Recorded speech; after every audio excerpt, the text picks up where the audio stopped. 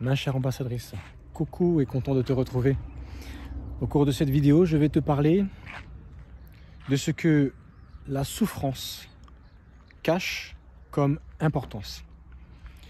Dans ta vie, tout ce que tu peux vivre qui te fait souffrir cache en réalité quelque chose qui pour toi est très important. Alors je ne te parle pas de souffrance un mot de vente parce que tu as mangé quelque chose de travers ou quelque chose que tu ne devais pas.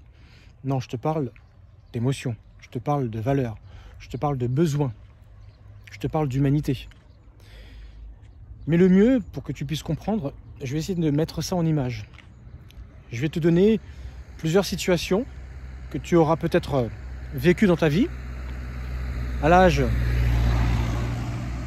de l'enfance, adolescence, jeune adulte, voire même adulte et personne âgée. Le but, c'est que tu puisses te projeter en te disant « Ah oui, quand même, je ne voyais pas les choses de cette façon. » Le but, c'est de te donner de la valeur. Le but, c'est que tu puisses voir à quel point il est important que tu repères ce que ta souffrance essaie de te dire. Ce que ton mal-être essaie de communiquer avec toi. Quand tu arriveras à faire cet exercice, tu comprendras à quel point il faut que tu vois ton problème d'une façon différente. Le but que je t'invite à faire, suite à cette vidéo, c'est de ne plus vivre ton mal-être comme quelque chose que tu subis, mais plutôt vivre ton mal-être comme une indication, une information de ce que ton corps est en train de te dire. Lis entre les lignes de ce que tu peux ressentir pour mieux savoir exactement connaître la valeur que tu as. Quand tu arriveras à faire cet exercice avec toi-même, et on le fera également avec le pervers narcissique, car tu le sais très bien, toutes mes vidéos tournent autour de ce thème, autour de la manipulation, les relations toxiques. Je veux véritablement qu'à la fin de cette vidéo, tu aies compris le but de cette vidéo pour toi par la suite. Derrière chaque souffrance se cache une importance. Le premier cas, ça va être par exemple l'indifférence qu'un enfant de 3 ans, 4 ans, 5 ans, 6 ans, peut-être plus, 7 ans, peut vivre lorsque ses parents ne tiennent pas compte de sa présence, de ce qu'il fait, de ce qu'il dit. Et il sent l'indifférence de ses parents. À ton avis, quelle est la souffrance de cet enfant? C'est de la tristesse. Il a l'impression qu'il n'a pas de valeur aux yeux de ses parents, qu'il n'est rien, qu'il ne fait pas ou n'est pas la personne qui va réjouir le papa, réjouir la maman, pour lequel il va être pris dans les bras, il va recevoir pleine papouille, une petite main sur la tête, on lui frictionne les cheveux pour lui faire comprendre. Rien que ce petit geste-là veut dire beaucoup pour lui, pour elle. Mais il n'a pas ces choses. Donc ça révèle quoi? Cette souffrance, cette tristesse. Et que derrière se cache un problème d'amour. J'aimerais que mes parents m'aiment. Voilà, c'est quoi cette importance? J'aimerais qu'aux yeux de mes parents, je vaux quelque chose. Tu vois le truc? Prenons un autre cas, le deuxième. Imagine une jeune adolescente, 12, 13, 14 ans, qui subit l'indifférence des garçons au collège, au lycée. Jamais on la regarde. Elle a beau s'habiller à la mode, elle a beau être tendance, elle a beau essayer de mettre ses cheveux comme ci ou comme ça, un petit peu comme toutes les autres, parce que tu l'as bien compris, au collège, au lycée, il y a des codes vestimentaires, il y a des codes de mode, des codes artistiques, de chanteurs, de stars, de tout ce qui va donner de la valeur en fait à une appartenance. Et elle a beau être dans ce genre de choses, il n'y a rien à y faire. Ça prend pas. Les garçons ne la regardent pas, elle n'a pas de compliments, on la drague pas. on ne fait pas fi de sa présence. Et au contraire, elle est dans des groupes de filles où les autres filles l'ont bien compris. T'es rien en fait. Moi, il m'a regardé. Ah, c'est à moi qu'il a demandé mon 06. Et puis on communique. Et elle, le portable vide. Alors forcément, celles qui vont être le plus dur avec elle, c'est ses camarades. Où elle va te regarder comme une chose. Quoi? T'as toujours pas eu un petit copain? Ah, t'es toujours pas sorti avec un copain? Quoi? Il t'a pas mis la main au panier? Ah, tu sais pas embrasser avec la langue? Enfin voilà, les discussions que les jeunes filles ont à 13-14 ans. C'est leur truc. Mais imagine la souffrance de cette jeune fille. Elle aimerait vivre la même chose que ses camarades. Hein? C'est quoi la souffrance? Si ce n'est l'indifférence. Elle souffre d'indifférence. Ça va la rendre triste, forcément. Et cette indifférence cache quelque chose. Ça révèle des choses sur sa personne, sa beauté, son attirance, son sex appeal. Je suis pas assez bien, j'ai pas la poitrine qui a telle ou telle forme, ou le derrière qui est un petit...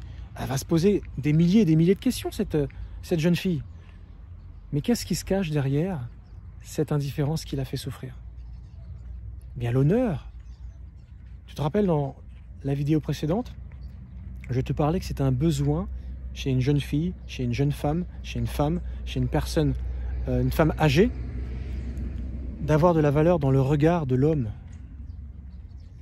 Parce que dans les livres sacrés et par les spécialistes, hein, je t'ai montré dans la dernière vidéo à quel point c'est une chose qui fait partie des besoins fondamentaux de la femme. Mais ça commence depuis tout enfant. Ça fait partie des besoins génétiques. C'est comme ça que les choses sont faites. Mais si déjà, à l'adolescence, cette fille en est privée, ben, ce qui se cache derrière, c'est j'aimerais tellement avoir de la valeur, de l'honneur dans le regard de l'homme, du garçon, de mon père, en tout cas du spectre masculin. Troisième cas, imagine qu'on a affaire à une femme qui subit l'indifférence de son propre mari, qui lui raconte, ben voilà, je prends le transport en commun tous les jours, et voilà, j'ai repéré, il y a un groupe de jeunes régulièrement, ils sont lourdeaux, ils viennent me draguer, ils commencent à avoir des questions qui commencent à être déplacées, et voilà, à chaque fois que je les vois, ben, je peux même pas changer de trottoir parce que c'est la seule route que je dois prendre, sinon ça me fait faire un détour, et je peux pas, voilà la petite histoire de cette femme. Donc elle va raconter ça à son mari, il fait pas plus cas de ce que sa femme lui raconte. Elle est en train de raconter quand même du harcèlement sexuel, même si c'est dans le transport en commun et qu'il n'y a pas eu forcément de gestes, de mauvais... voilà, mais c'est quand même du harcèlement sexuel, dans l'intention. Ça devient une drague lourdeau. Et le nombre de femmes qui ont pu subir ça, je me demande d'ailleurs quelle est la femme qui ne l'a pas subi. Parce que ça, c'est un classique dans la vie de la plupart des femmes. Mais voilà, là, elle le raconte à son mari lui donne l'impression que... ouais. Mais imagine la souffrance. Parce que ça fait peut-être plusieurs mois que ça se passe. Et le mari réagit toujours à peu près de la même façon. Souffrance, j'ai peur. J'ai peur dans la rue quand je me balade maintenant, parce qu'à chaque fois quand je vais quitter le métro, le bus, la première chose que je pense quand j'arrive dans cette rue, c'est de penser à ces jeunes. Est-ce que je vais avoir affaire encore à eux? Peur. Mais surtout peur, parce que même mon propre mari, il n'en a rien à faire. Mais elle est où la sécurité? Et qu'est-ce qui se cache derrière cette peur, cette importance? J'aimerais tellement avoir la protection de mon mari, qui puisse voilà, m'accompagner, faire quelque chose, les menacer, ou voilà, en tout cas me montrer qu'il s'intéresse à mes peurs. Parce que du coup là, elle est où ma sécurité physique? Si mon propre mari n'est pas capable de me défendre, mais qui va le faire? Je vais pas demander le voisin de s'occuper de moi. Et j'ai un mari, tu vois. Ce qui se cache derrière cette souffrance, c'est le fait de manquer de sécurité. Et j'aimerais tellement être en sécurité. C'est ça l'importance qui compte pour une femme. Et d'ailleurs, ça fait partie de la du deuxième besoin fondamental de la femme. Et qui dit besoin fondamental, c'est-à-dire que c'est hyper important, c'est obligatoire pour elle de l'avoir si elle veut être bien en fait dans sa peau, tout simplement. Quatrième cas, imagine maintenant que ce soit un jeune homme. Un jeune homme, voilà, 14-15 ans, chétif, très très maigre. Voilà, il impressionne personne, on a tendance à se moquer de son physique, mais il est inscrit dans un club, ou sinon à l'école, lorsqu'il y a du sport entre classes. Voilà, son physique fait rire, on se moque de lui, je te laisse imaginer comment il va se ressentir, comment il va vivre la chose, comment il va mal vivre la chose surtout. Il va avoir honte de son physique. Il va avoir honte de se balader parce que systématiquement, on lui fait une remarque sur son physique. On lui donne même peut-être un surnom. Tu sais, ce qui est important dans la vie d'un homme, et ça commence garçon, jeune homme, c'est d'avoir du respect. Du respect vis-à-vis de la gente masculine. Que quand on passe du temps avec lui, on se dit, ouais, lui c'est un gars. Lui, il fait partie de la bande. Il est quelqu'un. Mais lui, là, il n'a pas du tout ça. Il est la risée de tout le monde, il a honte de son physique, donc du coup, il est la personnification de la honte quand il se balade dans le collège, il rase les murs, parce qu'il se dit, bah, qu'est-ce qu'on va me faire comme remarque? Et je vais encore entendre le joli nom d'oiseau qu'on a voulu m'attribuer. C'est difficile. Alors qu'est-ce qui se cache derrière cette souffrance de honte? Ben, c'est le manque de respect. J'aimerais tellement avoir de la valeur, c'est-à-dire tellement être quelqu'un qu'on me respecte. J'aimerais tellement faire partie de la bande que avoir ma place, faire partie de cette appartenance, de ce groupe. Et surtout les codes sociaux à l'adolescence sont très très durs. Cinquième cas. Imagine maintenant c'est un jeune couple. Jeune couple qui viennent de se marier, ça fait à peu près 7-8 mois qu'ils sont ensemble. Mais le mari passe beaucoup de temps, je dirais même beaucoup trop de temps avec ses potes. Il a oublié qu'il était marié et qu'il fallait qu'il rentre un peu plus tôt pour passer du temps avec sa femme, sachant que l'un et l'autre ont une activité soit professionnelle ou soit universitaire et que ce serait bien de passer le reste de leur temps avec leur conjoint ou si jamais ils ont quelque chose d'extra professionnel ou d'extra scolaire, qu'ils puissent en avoir, c'est pas un souci, mais pas donner tout ce temps aux potes. Hein, tu vois ce que je veux dire? Et donc du coup, tu imagines bien à quel point ça frustre, ça va gêner en fait la jeune femme. Son absence, ça va être sa souffrance. L'absence de mon mari est difficile. Et ça fait partie de l'autre besoin fondamental de la femme, c'est la présence de son homme. Elle a besoin de passer du temps avec nous. Notre présence la rassure. Et on retrouve le côté sécurité. Parce qu'elle se sent protégée, épaulée, écoutée, comprise. Et souvent, rien que la présence de l'homme, même si c'est pas beaucoup, mais ce qu'elle réclame, c'est pas de la quantité, c'est de la qualité. Une belle qualité de présence. Et si son jeune mari passe tout son temps avec ses potes et quand il rentre, il est fatigué, il allume la télé et regarde les dernières infos footballistiques, c'est très cliché ce que je te dis, mais c'est quand même une réalité quelque part. Et bien forcément, comment elle va se sentir? Quelle est cette importance qui est cachée derrière cette souffrance? Eh bien, ce qui est sûr, c'est qu'elle n'aura pas la sécurité affective dont elle a besoin en tant que femme, qui fait partie, comme je te l'ai dit, d'un des besoins fondamentaux.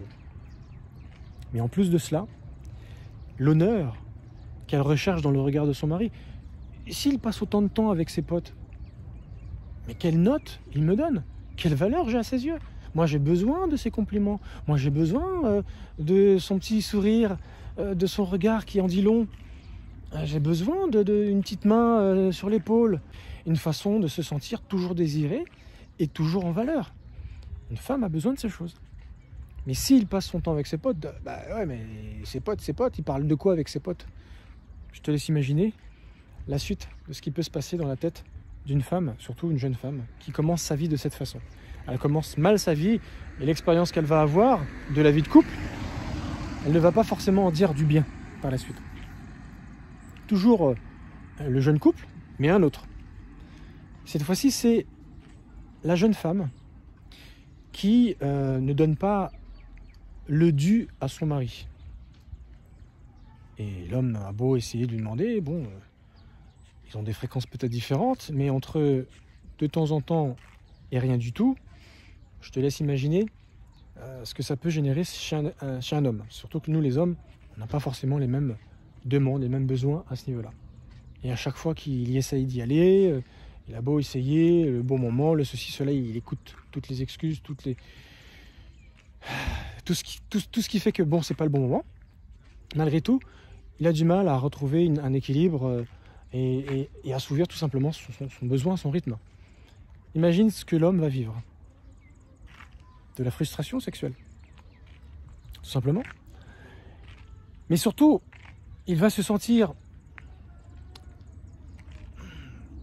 pas mis en valeur par rapport à ses besoins propres.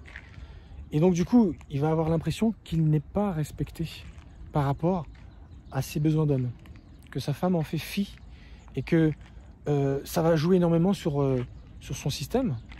Surtout que, si tu ne le sais pas, un homme, ça peut jouer sur son mental, ça peut jouer sur son psychisme. S'il n'a pas, voilà... Alors, on est tous différents dans ce domaine. Hein. Il y a même des hommes qui, si c'est une fois par an, une fois tous les 6 mois, on est tous différents sur cette question.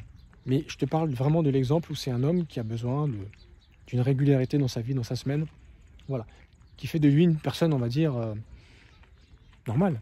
Surtout quand on est un jeune couple.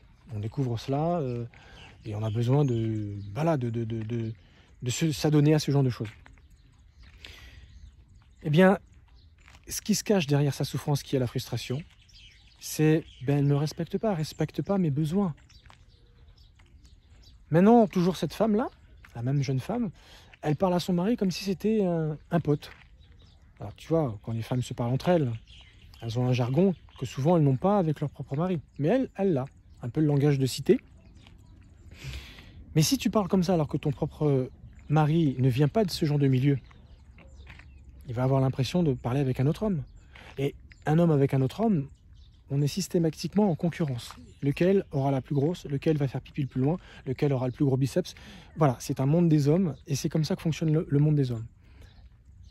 Il va avoir l'impression d'être castré. Frustration totale, à nouveau. Mais cette fois-ci, dans son rôle d'homme, de mâle. Et là, il aura l'impression d'être en concurrence permanente avec sa propre femme. Donc, problème de respect. Qui se cache derrière cette souffrance de frustration, c'est « j'aimerais tellement avoir le respect de ma femme ». Ça fait partie du seul besoin fondamental de l'homme, le respect. 6e cas, imagine maintenant un enfant. Tu as un enfant, un jeune enfant, tu es parent. Donc le couple en question qui a fait un enfant. Ils ont mûri, ils ont grandi, ils se sont améliorés sur certains aspects. Mais voilà, l'enfant qui a 7-8 ans doit rentrer à telle heure à la maison. Et il n'est toujours pas rentré. Bah, ça va t'inquiéter. Ta souffrance, c'est... j'ai peur qu'il lui est arrivé quelque chose. C'est pas normal qu'il ou elle ait une demi-heure, 1 heure de retard. C'est pas normal.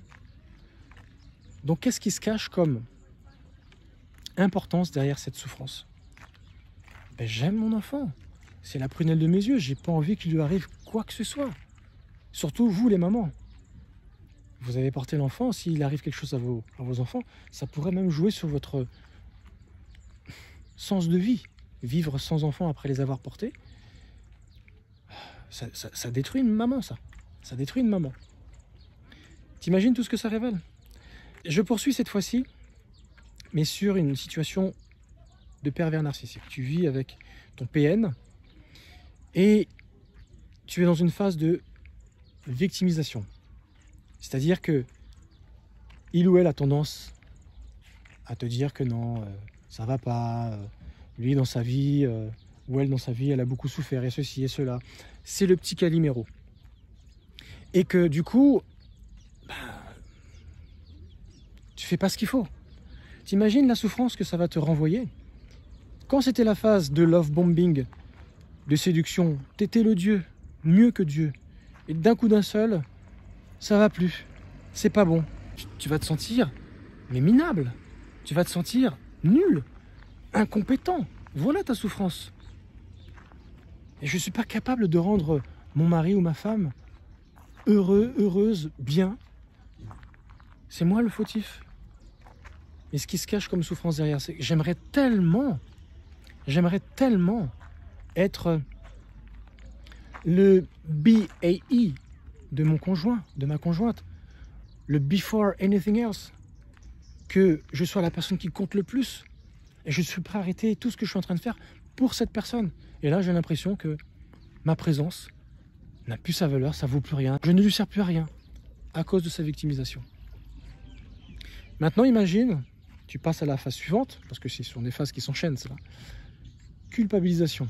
Cette fois-ci, c'est clairement, je te le dis, c'est de ta faute. Parce que tu as fait comme ci, tu as fait comme ça, c'est pas assez salé, c'est pas assez sucré, il y a trop de poivre, voilà, ton comportement, ceci, cela, enfin voilà. Il y a à redire. Mais elle te dit clairement, cette personne, c'est de toi, c'est de ta faute.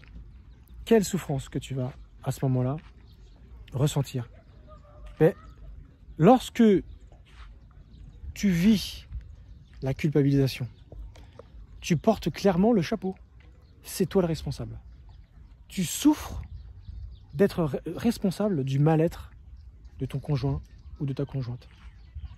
C'est cash, c'est dit. Mais alors, qu'est-ce qui se cache derrière cette responsabilité pour laquelle tu n'es pas à la hauteur? Tu aimerais tellement être reconnu comme quelqu'un qui est soucieux parce que tu l'es, cette personne. C'est simplement une manipulation. On est avec un pervers narcissique.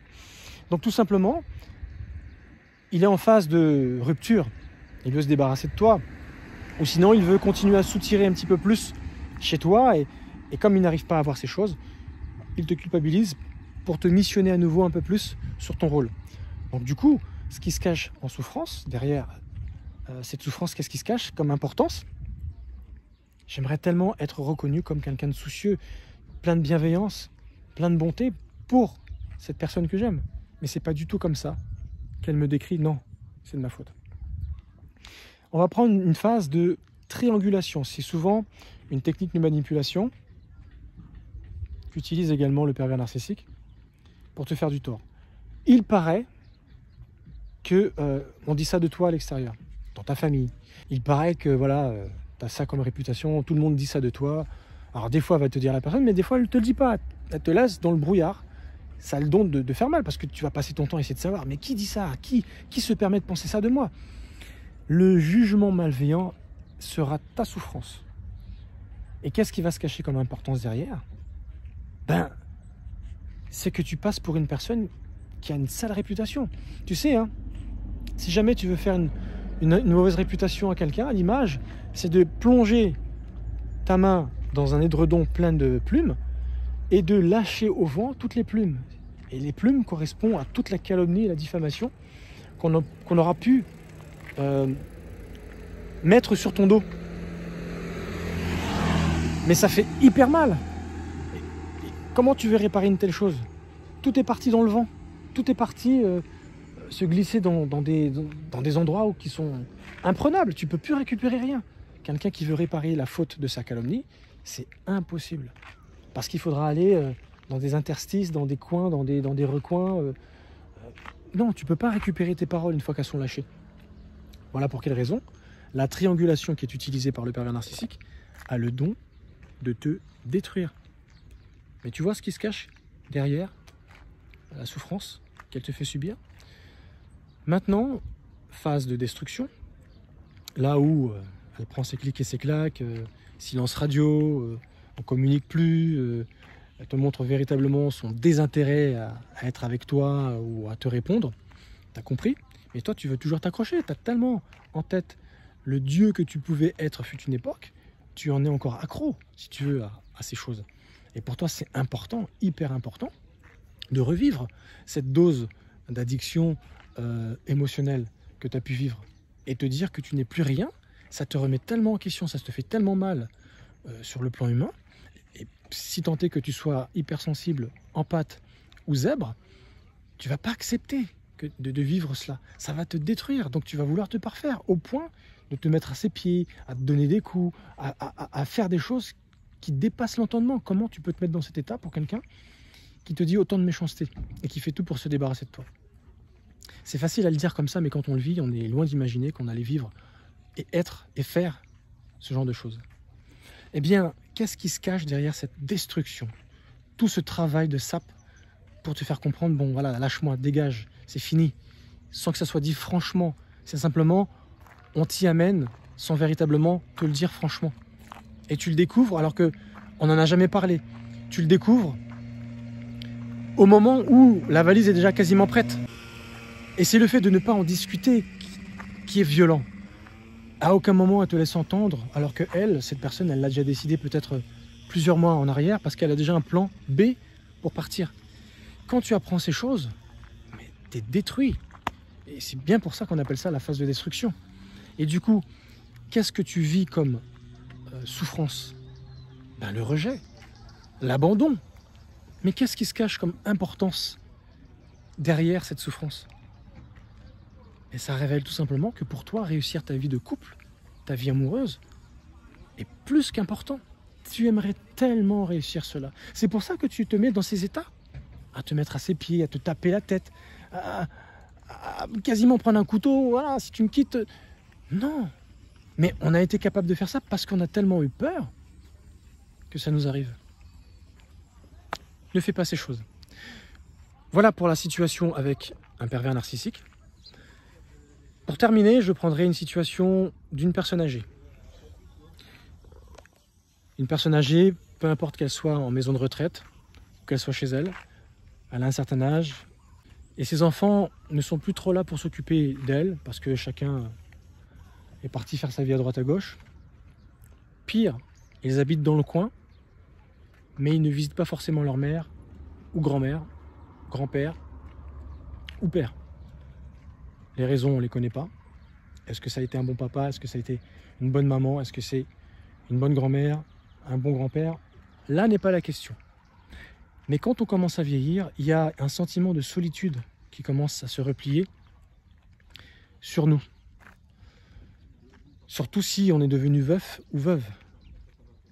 Lorsque nos frères et sœurs ou les membres de notre génération ont commencé à s'éteindre au fur et à mesure, on se dit, ben, voyons, je suis le seul survivant. Ça fait bizarre d'avoir cette sensation de solitude, d'avoir l'impression d'être un rescapé de quelque chose, rescapé d'une époque qui est révolue, c'est-à-dire ta jeunesse. Le fait de voir que tu n'as plus de valeur dans le regard de tes proches, tes enfants. Ok, tu ne peux pas t'entendre avec tous tes enfants, mais le fait d'avoir été un parent qui a essayé de donner une éducation, qui a essayé de leur donner l'élan pour s'envoler, faire quelque chose de leur vie. Ce qui te fait souffrir, c'est de ne pas être visité. Et le fait de se sentir esseulé, bah, tu souffres. Je te laisse imaginer un petit peu la vie d'une personne âgée seule chez elle. Bah, t'entends les mouches voler, la télé toute la journée, si elle regarde la télé. C'est d'un calme plat. Alors si on est en maison de retraite, ça va, ça bouge, il y a le personnel médical qui leur font faire des activités, on les descend pour les faire manger. Bon, il y a une vie, c'est animé, heureusement. Et tout le monde n'a pas les moyens forcément d'aller dans une maison de retraite. Et ce qu'il faut surtout retenir, c'est que l'importance qui se cache derrière cette souffrance de la solitude, ben c'est la reconnaissance. J'aimerais tellement avoir de la valeur aux yeux de mes enfants, mes petits-enfants. Avoir l'impression que voilà, on me bichonne avant que je parte. Parce que voilà, je ne vais pas tarder à partir. Mais je sais pas, un peu de reconnaissance. J'aimerais tellement avoir de la reconnaissance dans le regard de mes enfants. Ils viennent me visiter, c'est pas un truc en coup de vent. Bon, maman, je t'emmène les enfants, il reste 2 heures, mais moi je les récupère. On sent que voilà, c'est fait parce qu'on se sent obligé de le faire. Non, par contre, t'as pensé au projet de ton petit enfant? On aura besoin de 500 €. Là, par contre, pour signer un chèque, généralement, on nous aime bien, on vient nous voir. Voilà ce que j'avais à dire. sur la souffrance et ce qui peut se cacher derrière chaque souffrance comme importance.